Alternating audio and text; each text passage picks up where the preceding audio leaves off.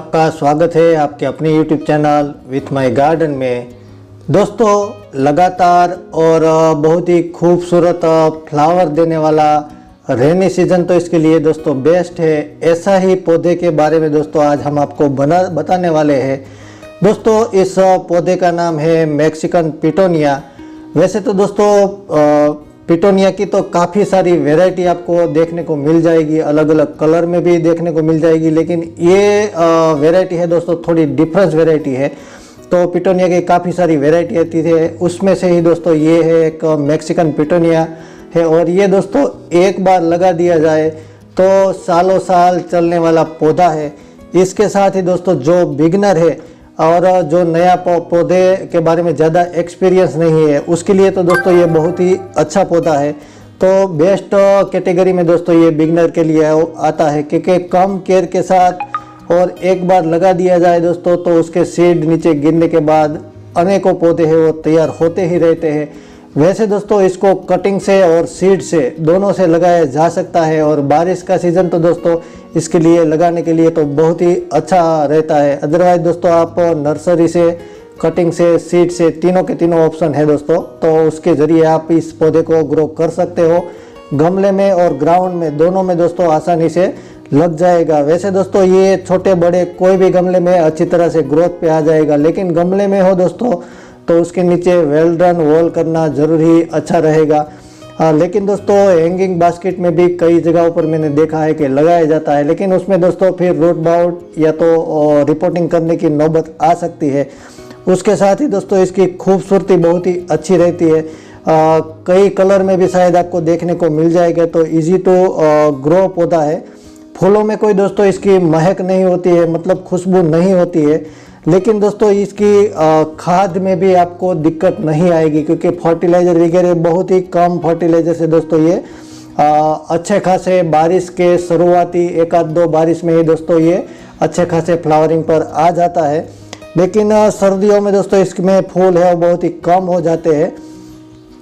उसके साथ ही गर्मी में दोस्तों इसमें फूल लगते हैं, और फूल में दोस्तों कोई एक आध दो दिन ही रहते हैं, ज़्यादातर तो एक दिन ही रहते हैं दोस्तों। उसके बाद वो धीरे धीरे नीचे गिर जाते हैं, और उसमें दोस्तों फ्लावर जाने के बाद इसमें से फलियां है वो बनती है, और उसके अंदर दोस्तों इसमें सीड होते हैं। वो सीड आप बारिश के बाद दोस्तों हार्वेस्टिंग भी कर सकते हो, या तो कभी कभार फलियां खुलने के बाद नीचे गिर जाती है तो नए पौधे हैं वो मैंने जैसा कहा कि एक बार लगा दिया जाए तो नीचे गिर के और पौधे भी है वो दोस्तों इसमें तैयार हो सकते हैं। लेकिन गमले में दोस्तों यदि आपको लगाना है तो इसके लिए मिट्टी है वो वेल डन मिट्टी का ही प्रयोग करना चाहिए, और गमले के नीचे जैसे कहा कि ड्रेनेज सिस्टम है वो अच्छी होनी चाहिए।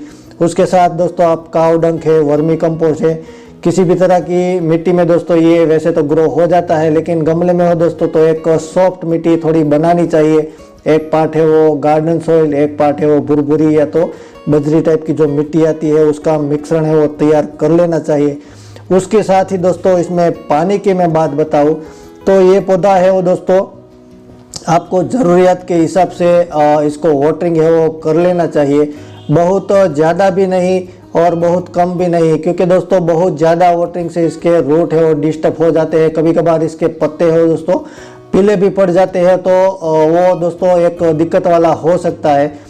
बाकी दोस्तों ये एक प्रकार का ऐसा पौधा है कि जो एक बार लगा दिया जाए तो लगातार है वो बारिश के सीज़न में है वो फ्लावरिंग इतनी अच्छी आपको देखने को मिल सकती है। तो जैसा मैंने कहा दोस्तों कि इसमें कोई पेस्ट अटैक बहुत कम टाइम ही इसमें फंगस है वो लगते हैं, तो उस टाइम आप हल्का फुल्का दोस्तों स्प्रे कर सकते हैं नीम ऑयल का, या तो दोस्तों फंजीसाइड पाउडर का। और फर्टिलाइज़र की बात करूं दोस्तों तो फर्टिलाइज़र बहुत इसमें कम लगता है, लेकिन आप और पौधे को देते हो तो इसे भी आप दे सकते हो, उसका आपको ख्याल रखना चाहिए। उसके साथ ही दोस्तों इसमें फ्लावरिंग की बात करूं तो ये पर्पल कलर का दोस्तों फ्लावर है, और इस तरह की जो पत्तियां होती है दोस्तों तो इस तरह से डेड पत्तियां है वो आपको हटा देनी चाहिए। फ्लावर इतने ख़राब हो चुके हैं तो वो भी हटा देनी चाहिए, क्योंकि जैसे ही दोस्तों इस तरह की पत्तियां ख़राब होती है वो आप हटा दोगे तो उसके ही नीचे दोस्तों और है वो पत्तियां है वो ब्रांच है वो निकलनी है वो शुरुआत हो जाती है, जो आप देख सकते हो इसमें। और दोस्तों इसकी फ्लावर की लाइफ साइकिल तो एक आध दिन ही होती है। इसके साथ ही अब धूप छाव की मैं बात करूं दोस्तों, तो इसको हल्का फुल्का जहां धूप आती हो उस डायरेक्शन में ही देना चाहिए, क्योंकि इसे थोड़ी धूप है वो पसंद होती है। धूप में ये अच्छी तरह से खिलता है और धूप इसे पसंद होती है। इसके साथ ही दोस्तों किस मौसम में लगाया जाए, तो अभी ये मौसम है वो बेस्ट मौसम है जून जुलाई का सही मौसम में। वैसे तो आप 12 मंथ भी इसे ग्रो कर सकते हो, आप मार्च अप्रैल में भी लगा सकते हो, लेकिन एक्सपर्ट हो दोस्तों, कुछ डायरेक्शन धूप छाव की देनी पड़े, वाटरिंग का वो सब ख्याल रख के आप दोगे दोस्तों, तो उस मौसम में ही ग्रो हो जाएगा। लेकिन सर्दियों के मौसम इसके लिए बेहतर नहीं होता है, तो सर्दियों के मौसम में लगाने के लिए अवॉइड करना चाहिए। अब प्रूनिंग की मैं दोस्तों बात करूं तो प्रूनिंग भी इसे हल्की फुल्की करते रहे, खास करके दोस्तों ज़्यादा इसकी सीड इसमें हार्वेस्टिंग करने का टाइम होता है, तो सीड के समय इसमें फ्लावर है वो बहुत ही कम हो जाते हैं, तो उस टाइम आप दोस्तों ब्रांच वगैरह की आप प्रूनिंग कर सकते हो बारिश जाने के बाद। और गर्मियों के बाद, गर्मियों का सीजन बात करते हुए आप प्रूनिंग कर सकते हो। तो आई होप दोस्तों मैंने इस प्लांट के बारे में काफ़ी सारी इन्फॉर्मेशन दे दी है। एक प्रकार का बहुत ही लो मेंटेनेंस पौधा होता है, तो इसका दोस्तों आप वीडियो अच्छी लगी हो तो लाइक शेयर सब्सक्राइब कर दीजिएगा। आज के लिए इतना ही, बाय बाय, टेक केयर।